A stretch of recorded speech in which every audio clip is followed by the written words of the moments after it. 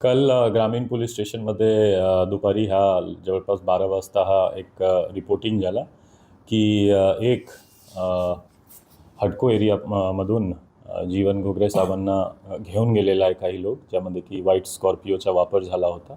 लगेच पोलिसनं रिस्पॉन्स देऊन ठिकठिकाणी नाकाबंदी करून आमचे टीम्स डिप्लॉय करून त्यांच्यावर प्रेशर टाकला आम्ही आणि काही तासातच जे विक्टीम आहे ते सुखस्वरूप रिकवर झाला. पण नंतर नांदेड ग्रामीणमध्ये त्यांची बरोबर मेडिकल करून FIR नंबर 1217 असा नांदेड ग्रामीण पोलीस स्टेशनमध्ये दाखल झालेला आहे आणि सध्या तपास चालू आहे.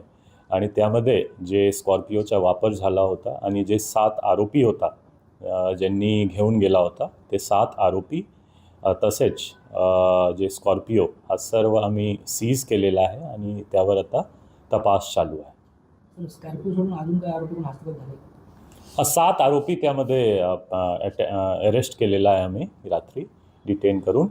आणि मुद्देमालची रिकव्हरी किंवा वेपनची रिकव्हरी आतापर्यंत नाही आणि तपासमध्ये आणि पोलीस कस्टडीमध्ये इंट्रोगेशनमध्ये अजून काही रिकव्हरी होऊ शकतो.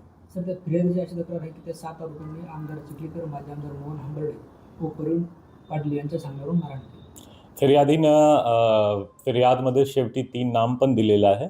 7 नाम आहे ज्यांनी डायरेक्टली एक्झिक्यूट केलेला आहे स्पॉटवर.